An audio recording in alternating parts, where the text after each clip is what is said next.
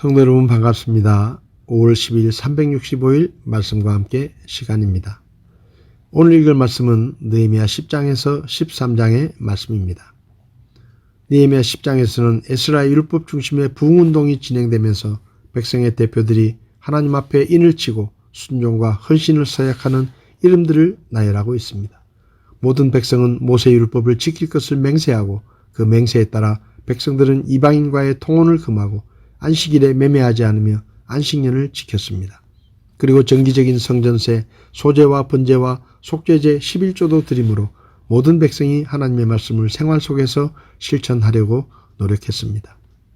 11장은 예루살렘 성읍에 보다 많은 주민이 살아야 할 필요성에 대해 그리고 예루살렘 성읍에 살았던 지도자들의 이름과 유다 지역에 위치한 마을들 가운데 사람들이 거주했던 장소들에 대해 기록하고 있습니다. 예루살렘 성벽의 둘레는 꽤 넓었기 때문에 유사시에는 방어를 위해서 적정 인원이 거주해야 했습니다. 그래서 자원하는 자들과 제비 뽑힌 자들이 예루살렘에 거주하게 됩니다. 예루살렘에 거주하게 된 사람들 중 대표적인 자들의 이름이 유다 지파와 베냐민 지파와 레위 사람들을 중심으로 소개되고 있습니다. 이어 예루살렘이 아닌 다른 주요 거주지에 거하는 사람들의 이름도 소개됩니다. 12장에 나오는 제사장과 레위인들의 명단은 바빌론 포로 생활을 마치고 유다로 귀환한 사람들입니다. 이들은 예루살렘은 물론 전국 각지의 유대인들 거주지에 흩어져 거하면서 백성들을 지도하고 그들이 하나님을 섬기도록 도왔습니다.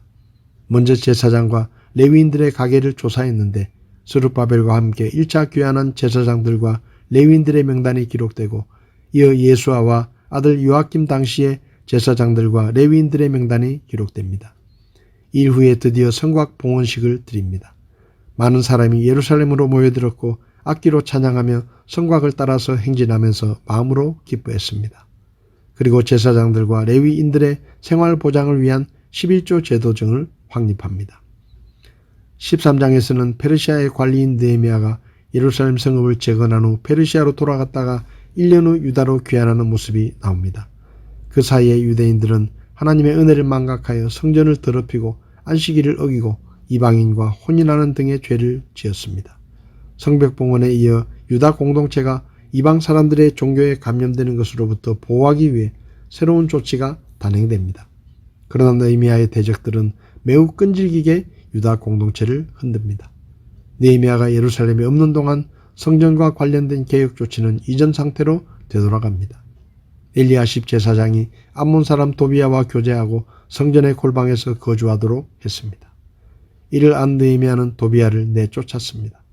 백성들이 11조를 온전히 드리지 않아 제사장들과 레위인들도 생계 유지를 위해 성전을 떠나자 느헤미야가 이들을 다시 불러 모으고 백성들이 11조를 철저히 드리도록 권면합니다. 그리고 안식일이 거룩하게 지켜지도록 힘쓰고 이방인들과의 혼인을 꾸짖으며 회개를 촉구했습니다.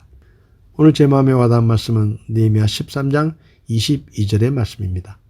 내가 또 레위 사람들에게 명령하여 그들이 자신을 정결하게 하고 와서 성문들을 지켜 안식일을 거룩히 구별하게 하였노라. 오 내 하나님이여 이 일에 관해서도 나를 기억하옵시고 주의 크신 긍휼에 따라 나를 아껴 주시옵소서. 느헤미야는 12년 동안 예루살렘 총독으로 섬기며 많은 대적들의 방해와 위협에도 불구하고 52일 만에 무너진 예루살렘 성벽을 재건하고 서기관 에스라를 통해 백성들에게 하나님의 말씀을 가르쳐 회개운동을 이끌어내며 종교개혁을 했습니다. 그리고 그는 아닥사스다 왕과 약속한 대로 다시 페르시아로 돌아갔습니다. 그런데 그동안에 예루살렘에서 어처구니없는 일이 일어났는데 정치권과 결탁한 대제사장 엘리야십은 암몬 사람 도비야를 위해 하나님의 성전 뜰 안에 있는 큰 방을 만들어 내주었습니다. 이것은 암몬과 모압 사람은 영원히 하나님의 총회에 들어오지 못한다는 하나님의 말씀에 대한 명백한 불순종이었지만 대제사장 엘리야십이 도비야가 결혼을 통해 당시 예루살렘에 힘께나 있는 자들과 관계를 맺고 있었기 때문에 그에게 잘 보이려고 자신의 책임을 회피한 것입니다. 그리고 백성들은 안식일에 물건을 사고 팔며 안식일을 지키지 않았고 이방 여자들과 결혼하여 우상을 섬기는 죄악이 유대인들에게 들어오게 되었습니다. 이 일을 알고 화가 난 느헤미야는 다시 유대 땅에 돌아와 성전에서 암몬 사람 도비야를 내쫓고 안식일에 성문을 지키게 하여 장사꾼들이 드나들지 못하게 하여 백성들이 안식일을 거룩하게 지킬 수 있도록 도와주었습니다. 또 이방 여자들과 결혼하여 자식을 낳은 유대인 남자들에게 이방 아내들과 그들을 통해 얻은 자식들을 성읍에서 내보내게 하여 이스라엘 백성들이 하나님의 백성으로서의 거룩함을 회복하게 했습니다.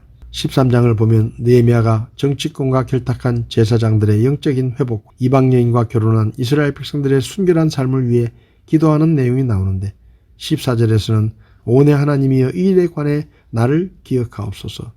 내 하나님의 집과 그 집의 직무들을 위해 내가 행한 나의 선한 행실을 지워버리지 마옵소서라고 기도했고 22절에서는 오 내 하나님이여 이 일에 관해서도 나를 기억하옵시고 주의 크신 긍휼에 따라 나를 아껴주시옵소서라고 기도했고 31절에서는 오 내 하나님이여 나를 기억하사 복을 주시옵소서라고 3번이나 하나님께 나를 기억하시고 복을 달라고 기도했습니다. 사람이 어떻게 감히 하나님께 내가 하나님께 선한 일을 했으니 나를 기억하시고 나를 복 주십시오 라고 기도할 수 있었을까요? 저와 여러분들은 느헤미야처럼 기도할 수 있을까요? 사도 바울은 너희는 나를 본받는 자 같으라고 말했는데 그렇게 선포할 수 있을까요? 성도 여러분, 오늘 하루도 우리의 삶 가운데 하나님의 신실하심에 대한 반응으로 하나님 앞에서 선을 행하고 그 선을 행함으로 말미암아 하나님 앞에 느헤미야처럼 우리의 행위를 기억하시고 나를 복 주시옵소서라고 기도할 수 있는 믿음의 사람들이 될 수 있기를 바랍니다. 저와 여러분들이 하나님 앞에 선을 행하고 믿음으로 살아간다면 하나님께서 그것을 기억하시고 우리의 기도를 들으시고 우리를 축복해 주실 것입니다. 5월 10일 365일 말씀과 함께 오늘도 함께 해주셔서 감사합니다.